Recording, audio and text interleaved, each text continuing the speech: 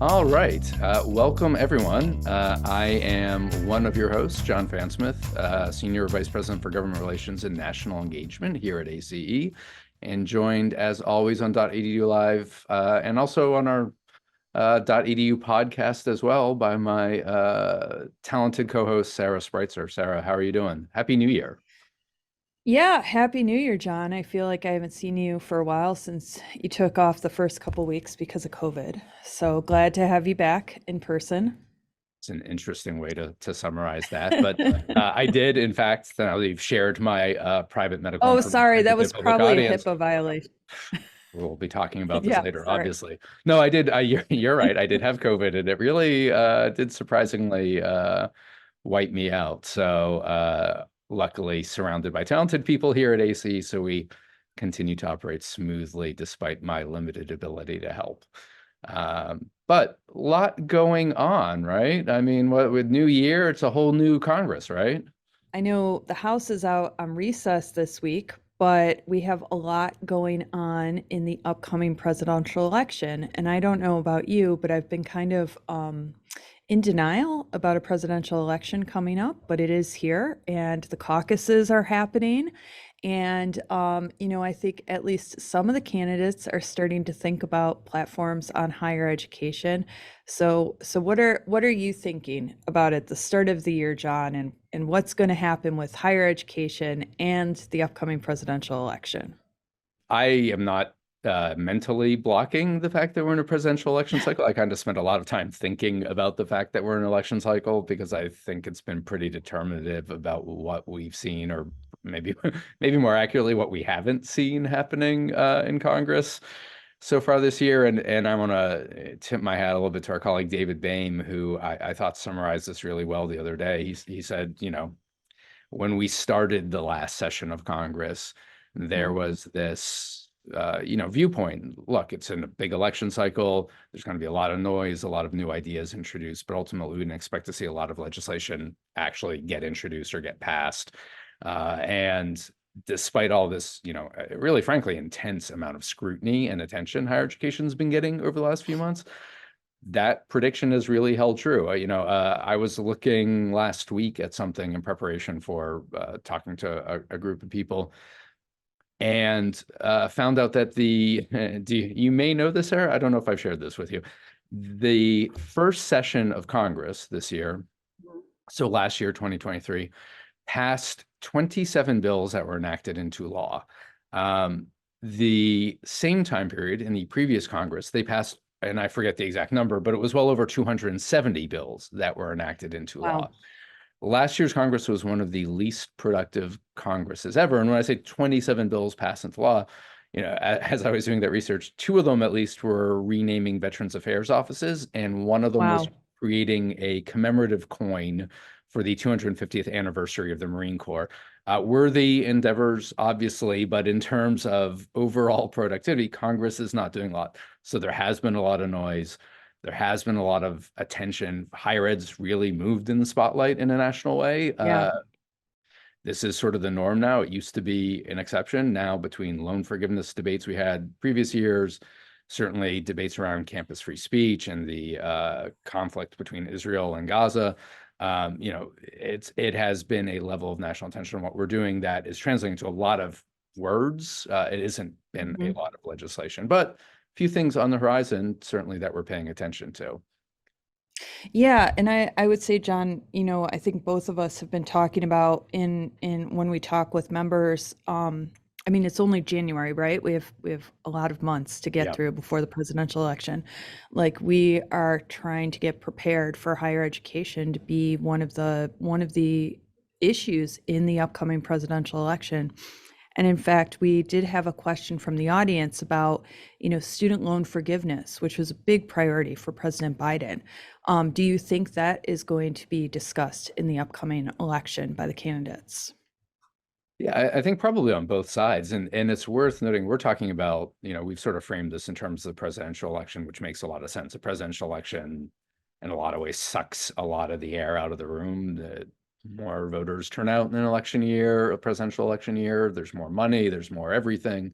But part of the reason what we've seen happening in Congress, we've seen doesn't have as much to do with the presidential election as the fact that the margins are so incredibly tight in both chambers that both parties are looking at this not just as a winnable presidential race, but also as a race in which they could theoretically control the presidency and both chambers of Congress afterwards. So everything is done from that prism. We are, I think, seeing that.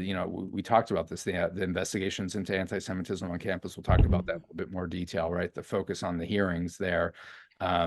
Certainly some of the other things that have come forward, a lot of them are being done with a political lens. They either motivate or, they help the parties define to their constituencies where they stand. I don't think that's going to change. I think if anything, that noise we talked about is only going to ramp up the closer and closer we get to the election, because higher education has become, in many ways, an issue that's pretty partisan in ways that it hasn't in a long time. Yeah, and I think, one of those issues that is really nonpartisan, but I think is weighing heavily on the Biden administration is the FAFSA. And, we saw legislation passed in a bipartisan way to improve the FAFSA. The Department of Education is moving to implement changes to the FAFSA. I think there's actually been a lot going on just in this month regarding that. Do you want to share an update? Yeah, and this is one of the things about talking to people from campuses. In a lot of ways, people on campuses are very aware of this in a way that I don't think has quite resonated as much here in Washington, D.C. This is a huge issue. We've been tracking for a long time and talking for a long time. This is the Department of Education implementing changes as required by law through the FAFSA Simplification Act, passed in law a few years ago.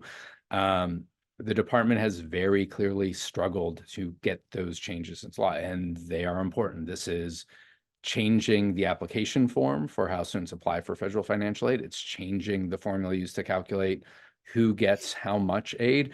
It's a massive and substantive set of changes. So not a shock. The Department of Education is struggling to implement them. But I think even given that context, even given the context that FSA, the Federal Student Aid Office at the Department of Education, which is responsible for this, under-resourced as they are, and that's not a partisan view or anything else. Everybody pretty widely agrees they don't have the resources they need to do all the things they are being asked to do. It has gone very badly. They were supposed to have the form up and live by the end of the year. Certainly the hope at the beginning of this process was to meet the October 1st deadline. That didn't happen. As it was, the form went live at the very end of December. Almost immediately, there were problems with it. There were periods early on, and to the department's credit, they announced that this was sort of a beta phase. It would go live, and they knew there would be issues, and they were trying to be very attentive to that. But there were early days where the form would only be live for half an hour a day. There were lots of students who would apply and get trapped within the system, who would be put into waiting rooms, who wouldn't understand what exactly was happening. The process had a number of other technical flaws that over time were identified and either addressed or at least identified so they could be worked around. It has gotten to a much more stable place in terms of students' abilities to access it reliably and fill out the form, apply for financial aid. Department announced last week they had a little over 1 million successfully completed applications. That's great. It's about 1/20th of the number of people we expect will be applying. John, you talked about, under-resourced, right? The FSA is under-resourced. I've actually been hearing that from, several agencies. And part of that, I think, is because one of the things that Congress does still need to do is provide funding to those agencies, right? Yeah. And apologies if this is switching things up too much, but I do feel like it is related as the agencies are trying to like implement these new things. They are still waiting on their funding from last year. And we just saw Congress actually pass another continuing resolution that's going to push us into March. And I think that would make things even more difficult for like the Department of Education as they're figuring out how to undergo this work. Yeah, I think that's actually a really interesting point, and drawing on the FAFSA process. Part of this problem is it's one thing to talk about they've had a really hard time getting their form up, right? And we'll talk a little bit about the funding implications too, but the other thing is there are huge back-end implications for institutions here. If the form itself hasn't been reliably available really until about a week ago, if we only have 1 out of 20 students who we expect to apply having completed the form at this point in the year, Mhm. normally most people start filling out that form at the beginning of October. We're months behind. That's not great by any standard, but it's especially bad because what it means is the Department of Education still needs to take that information, process it, make determinations under a new aid formula, and send that back out to institutions so they know what aid students are eligible for.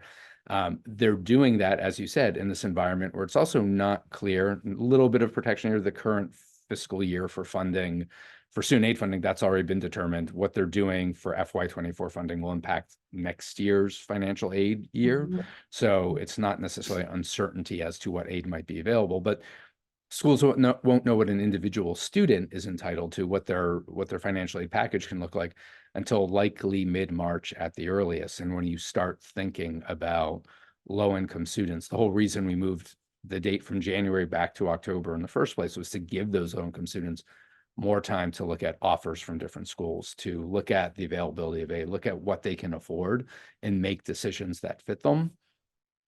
If that information is now not going to campuses until mid-March, if campuses understandably need a couple weeks to turn around offers and get those out to students, and then there's the process of students making decisions, everything is now falling much further back in the calendar than we're used to doing. There's a lot of uncertainty. This is problematic. You add to that the fact that, like you said, FSA is an agency that needs additional money, is a department within the Department of Education that needs additional money. There's no clarity on what that looks like. Congress just keeps punting the ball down the road on funding. And there was some thought that, Speaker Johnson was elected in place of Speaker McCarthy. He replaced Speaker McCarthy in part because he was going to force a return to normal order. He was going to impose some fiscal discipline. He was going to get the appropriations processes, all the bills voted on, moved by the chamber that sort of restore some normalcy. And we just went through a How's that process. going? Yeah, exactly. Right. Like, I mean, we now have a bifurcated continuing resolution. We split the dates between Yeah. February 19th and February, what was it? I forget, the 2nd, the 3rd, something. Doesn't matter anyway, because they've Yeah. punted it again down the road to March March. 1st and March 8th. We have a process that hasn't advanced at all and is somehow even more complicated, and there's no clarity on the overall spending levels, and the same dynamics are saying, Freedom Caucus members, other conservative members of the House, very much do not want to spend at the levels that were agreed to. When Speaker Johnson said that he had an agreement with the White House and the Senate about an overall funding level that only trimmed about $16 billion in overall spending, there was a revolution on the floor that did that. And so we don't even know right now, late January, what the top line spending will be, which is what everything else falls from. You add to that when you start thinking about what do we care, education funding programs, the idea that there's any understanding of where the ultimate programmatic funding will fall, that's just not there. There is more uncertainty at this stage in the process than I think we've seen in, I don't know, Sarah, I mean, wouldn't you agree this is probably the most uncertain we've been in a very long time? I'm still convinced that it's going to be a year-long continuing resolution. Maybe I'm completely wrong, but I think, talking about the uncertainty about the FAFSA, and we did have a question from somebody about like, when will we know the Pell amount for this year? Like those two things combined, do you think it's going to be very difficult for institutions to package aid, or do you think it will suddenly become clear like end of March that we're going to know how much the Pell Grant is going to be? We're going to know that work study is in there. Um, I don't know. I mean, I'm still thinking continuing resolution, but I don't know if they kick it down the road again. Yeah, I mean, a continuing resolution is bad in a lot of ways, and I know we don't want to get into too much of the sort of federal budgeting rules, but a continuing resolution in a lot of ways is sort of bandied about as the idea that it's just the same funding levels as the year before. Because of the way things were funded going into this year, that's not actually true. There would be pretty significant cuts in non-defense spending if there was a CR, which is where almost all the education funding we care about comes from. So that is not a great outcome. I think you're right. I think that's certainly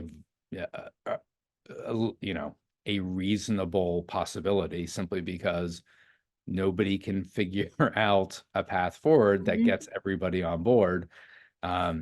Certainly not one that preserves the speaker in his current role, because passing a funding bill, even on a short-term basis, was what cost Kevin McCarthy his job. Mhm.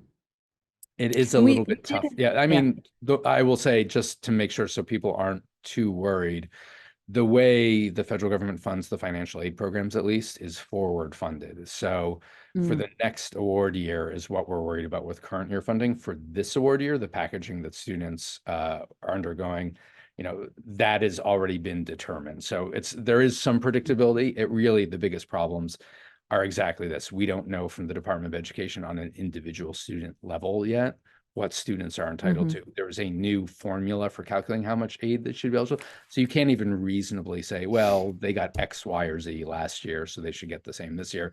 There's just a lot that's unknown. And until the data starts more regularly coming back from the department, until the processes on both the department side and the institution sides are sorted out, I think you get to a little bit of a concern about what exactly I mean on an individual student level and how institutions package. Big picture federal funding, that's less of an issue directly for campuses in this regard.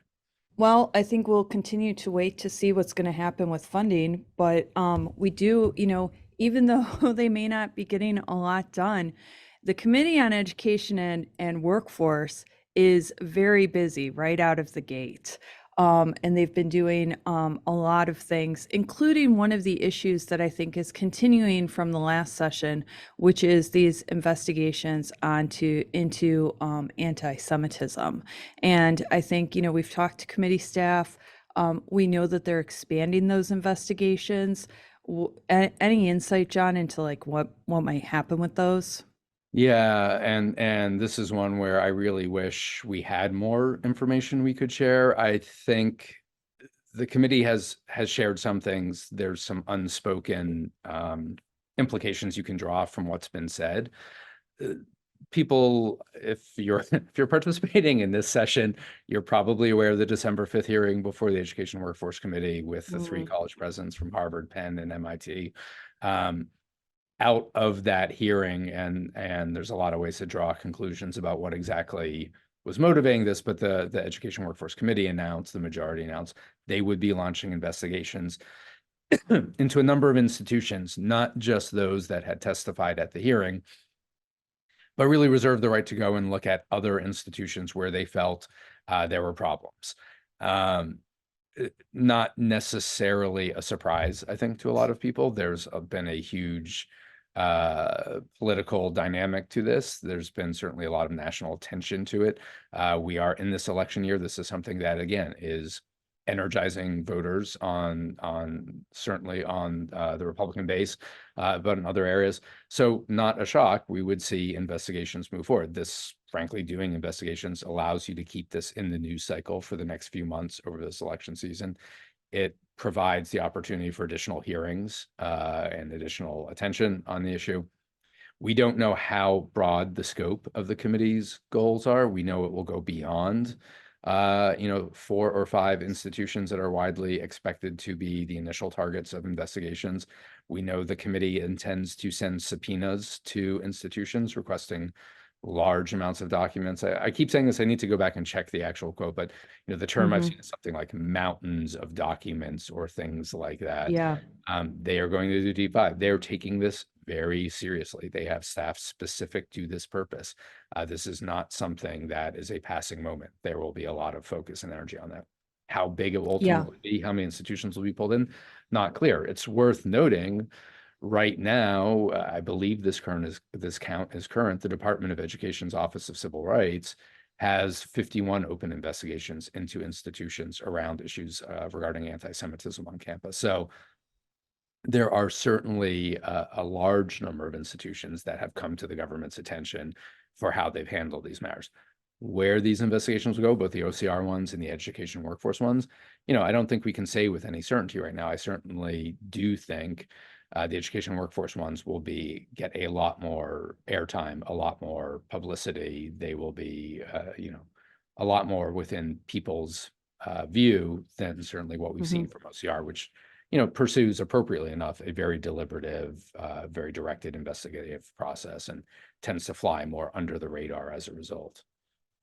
Yeah, but I think, it is definitely going to be something that we're going to be watching closely going into this year, not something that's just going to go away post the December 5th hearing.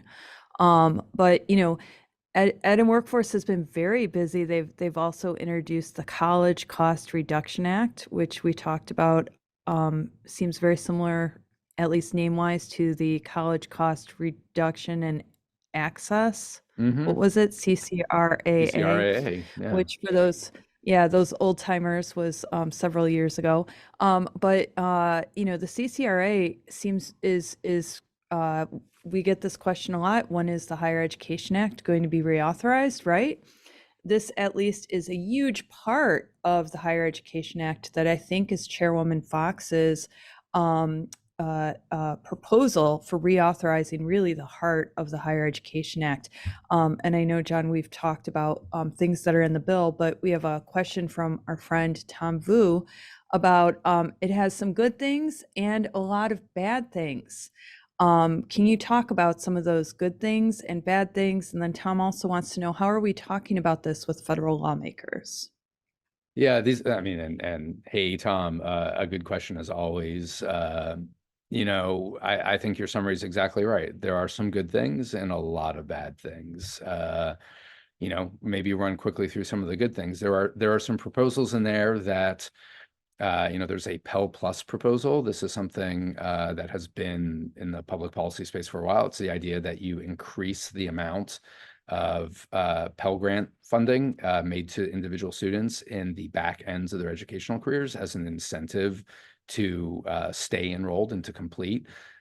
They also look at creating promise grants to institutions that are demonstrating success with helping low-income students succeed at those institutions, providing additional funds to implement programs that are working on those ends.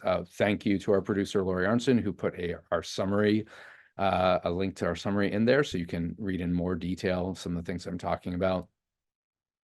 So there are things like that I think we look at and we say, these are proposals that have received some degree of support within the higher education community over the last few years. There are things that, there may be elements of them that we think could be revised, but certainly are positive steps by the committee. I would note, though, this is a purely partisan bill. There are no Democratic co-sponsors on this. It is intentional that it represents Republican views on the committee. I think it speaks a little bit to your point about HEA reauthorization. This is intended to introduce the ideas that I think Virginia Fox thinks are important to put into conversation around college and, oversight of colleges, universities, and how we fund higher education. It's also relevant to note that she said earlier, end of last year, a little bit about she wasn't going to pursue a comprehensive Higher Education Act reauthorization bill. This is the approach. It is taking pieces of it and addressing them through specific legislation. And this is really probably the biggest and most comprehensive one. And I talked about those good things. Well, let's go a little bit into some of the bad things, and the bad things are quite big. This bill completely overhauls the federal loan system. It eliminates PLUS loans, both graduate and parent PLUS loans. Those are no longer eligible. They set new hard caps on aggregate borrowing based on the category of degree offered. So there is a different level for undergraduate students who are eligible for subsidized loans, graduate students, and then professional students. I would note sort of the cap for professional students is $150,000, and the bill does not include, as current law does, an exemption for those in the health professions where, for instance, we know studying to be a doctor tends to be a very expensive proposition. The federal government accommodates that by allowing much higher loan borrowing thresholds. That would no longer exist under this bill. The other thing, which I think is particularly important to colleges and universities, is cost of attendance is no longer set the way we normally do it. Institution makes determinations about what their students' costs are and provides that. Students can borrow up to cost of attendance, but cost of attendance is now determined not by the institution looking at the circumstances their students face, but instead by using the median cost of attendance for similar programs. So if you are a student who's pursuing a bachelor's in history, as someone like me once did, um, what your institution can allow for cost of attendance, what you can borrow up to, is not set by what that institution itself sees as reasonable expenses, but what the median average of that program across the country is. So obviously that is going to look very, very differently from campus to campus. And it is a federalization of a process that has always been institution specific and has allowed institutions some flexibility and some authority to set what they think is the appropriate levels. There's some other things, they completely eliminate the Supplemental Educational Opportunity Grant Program.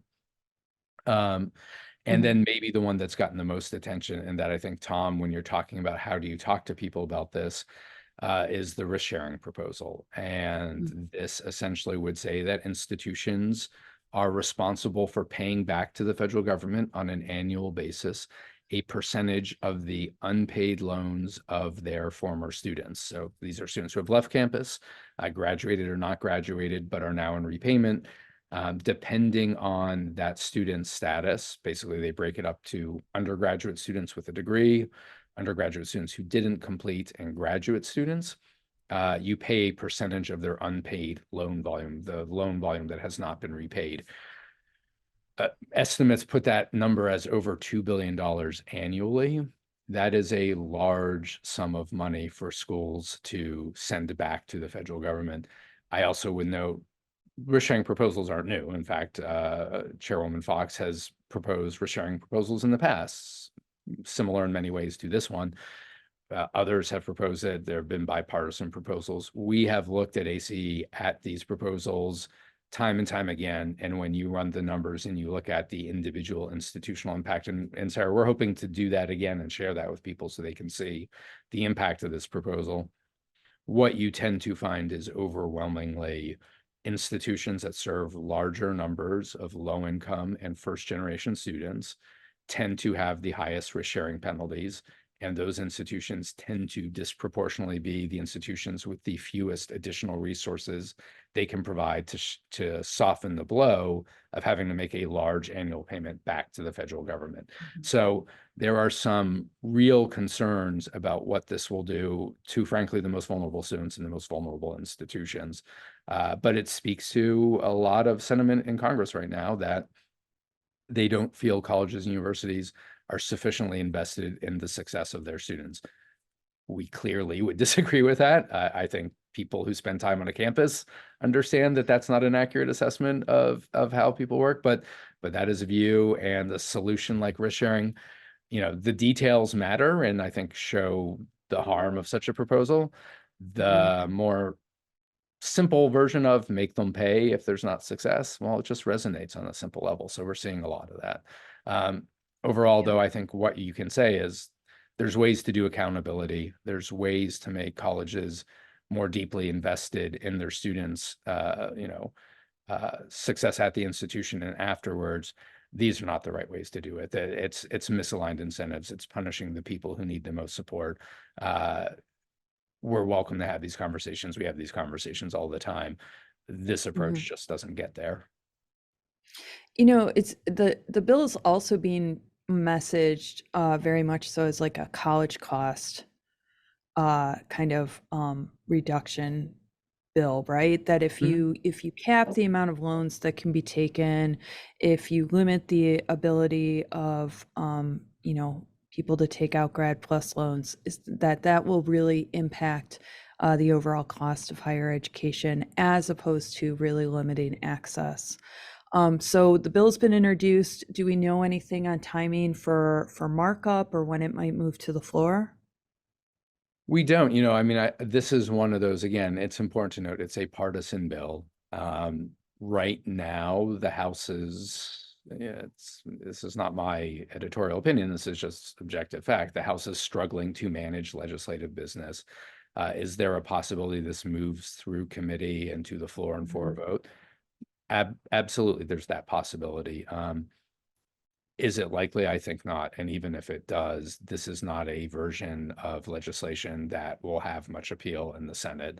It seems highly unlikely to me that this is the kind of bill that would be brought up by Senator Sanders on the Health Committee, Mhm. and certainly Democratic leadership in the Senate. So, I think certainly Chairwoman Fox is cognizant of that. I think they are putting forward a bill, where we started. They are advancing ideas. They are trying to influence the discussion about what the appropriate is. And some of these things, changes to loan limits, risk sharing proposals are not uniformly partisan ideas. There is bipartisan interest in Mhm. some of these. So advancing the conversation may be all they are really trying to achieve at this stage.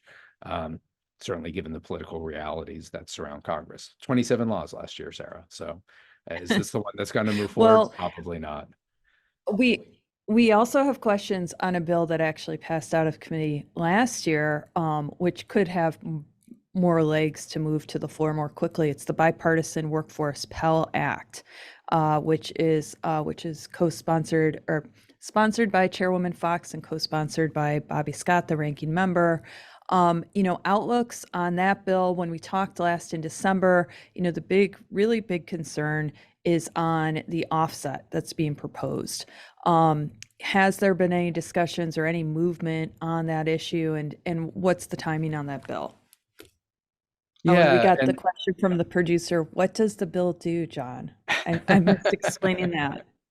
so the bill does something that we at ACE very much like. The bill would expand Pell eligibility to short-term programs, and it's more complicated than this, obviously, but shorthand wise, think about certificates, especially certificates that lead to training and sort of skills specific areas, education around, especially like career skills and job skills.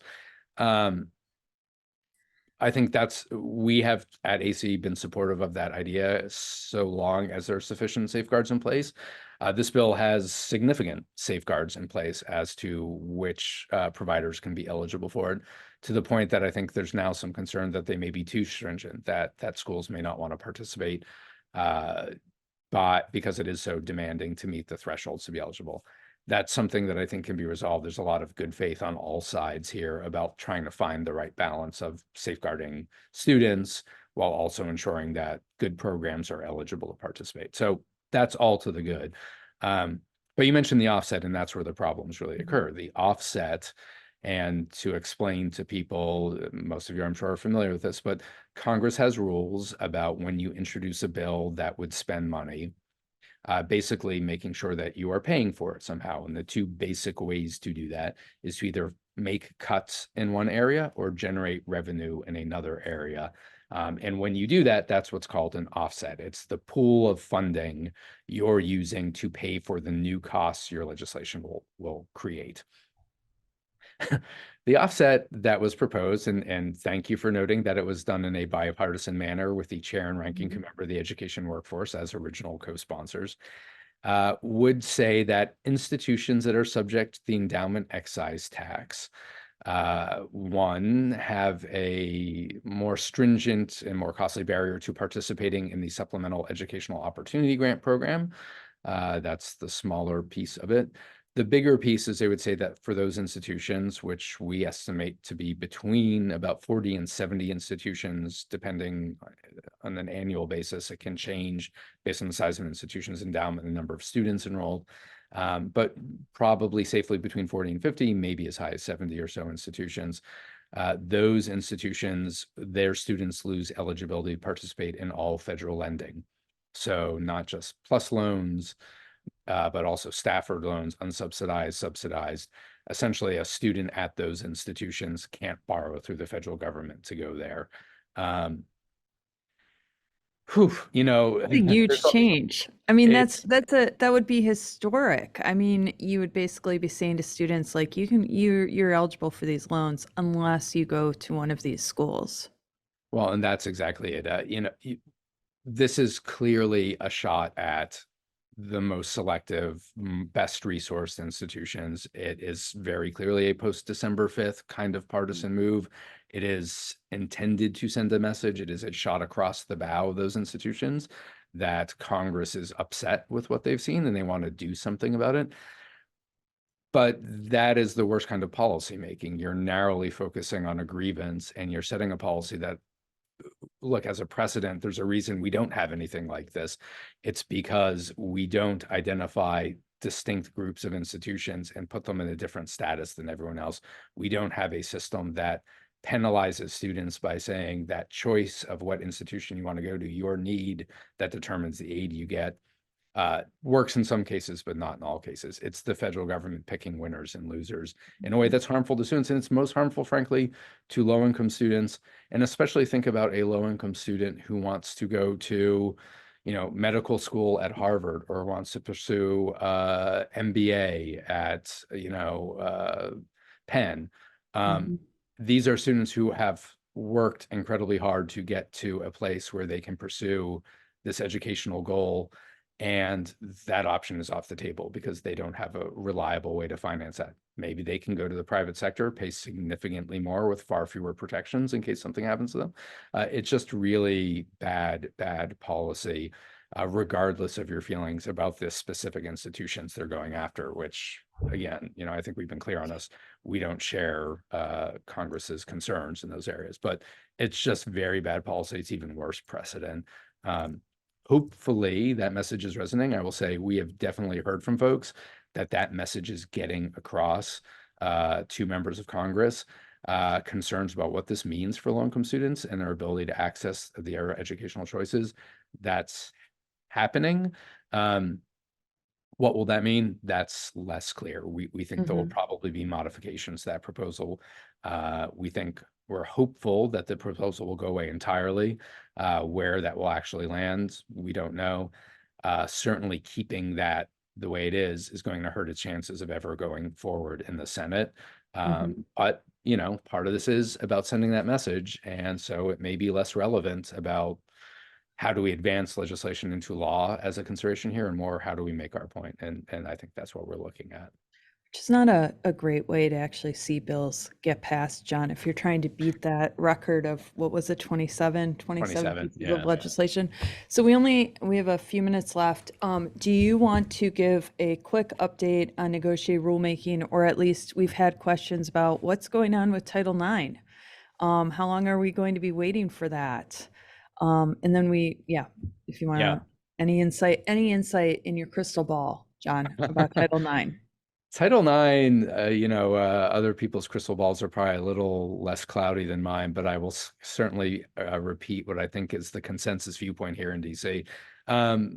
People might remember the Department of Education had said beginning of last year, that they would be out around October, these final regulatory packages. And keep in mind, there are two. There is the bigger, more comprehensive that deals with campus safety and sexual assault Title IX package, and then a smaller and much more specific package related to the participation of trans athletes in sports, both at the K-12 and the higher education level. The department went through all of October without updating that deadline. Eventually, towards the end of the year, they announced that they've moved the deadline forward to April of this year. I think most people now, as you talk about it, think that's going to fall further back, at least to the fall, if not until after the election. There's a lot of concern. Frankly, there's a lot of advocates who wanted to see the Trump regulations that are on the books replaced at the earliest possible moment, and that has clearly not taken place. But I think the rumblings you get is this can be complicated. This has electoral implications. There are political concerns, as much about the participation of trans athletes piece as about the broader package that is causing some heartburn about moving it forward. And so, yeah, I can't give you a date, but I will tell you what I hear most often, which is we may see something in October closer to the election. We may see something following the election, depending on the outcome of that election. We will see, but certainly not anytime soon. Okay. Well, we also had a question, John, about Chevron and the current Supreme Court case, Relentless Incorporated versus the Department of Commerce, which we looked up before this podcast. So what is Chevron, and why should we be concerned about the Supreme Court taking up a court case around it?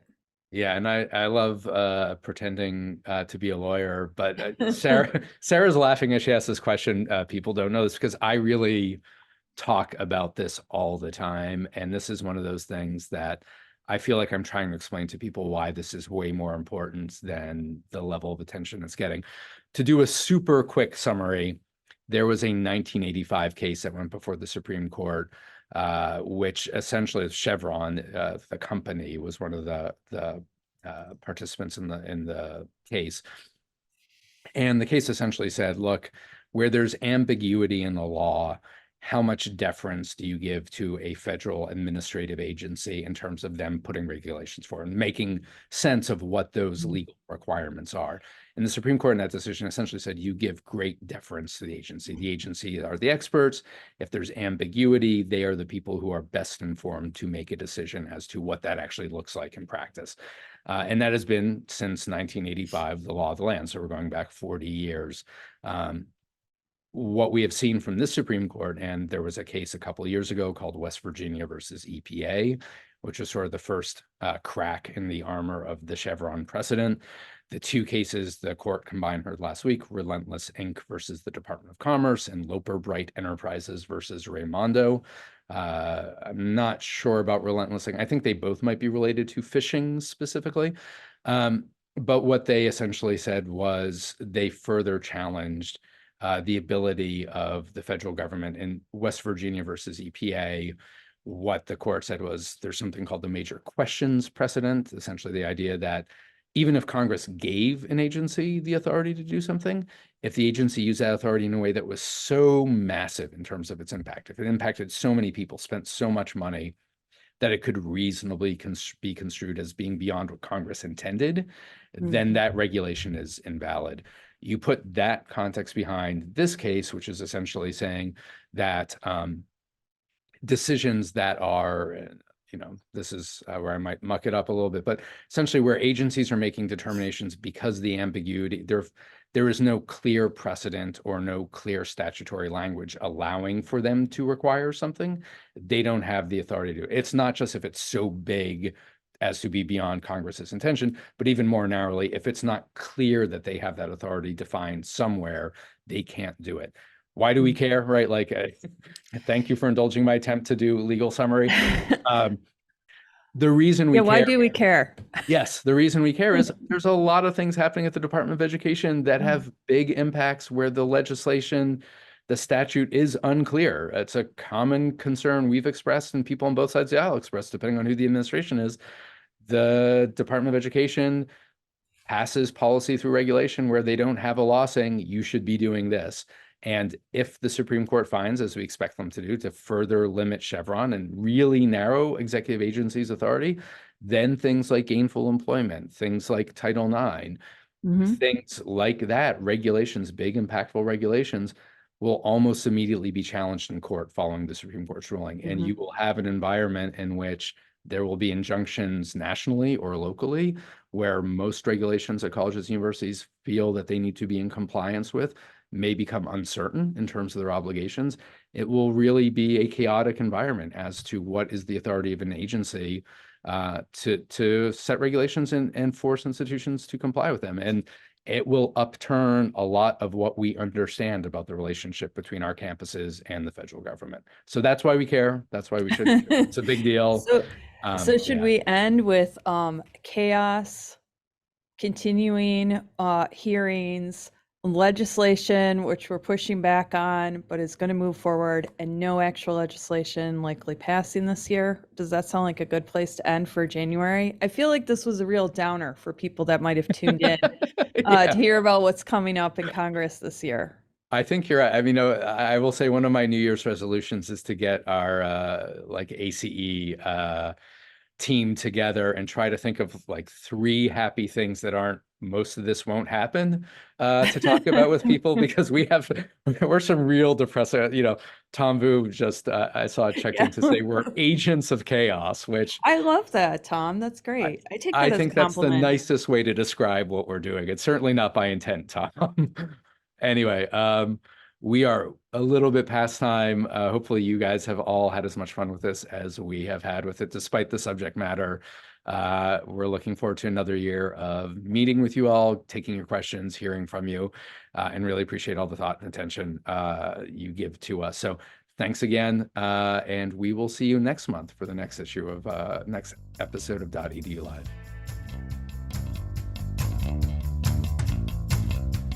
Thank you for joining us on dotEDU. If you enjoyed the show, please consider subscribing, rating, and leaving a review on your favorite podcast platform. Your feedback is important to us, and it helps other policy wonks discover our show. Don't forget to follow ACE on social media to stay updated on upcoming episodes and other higher education content.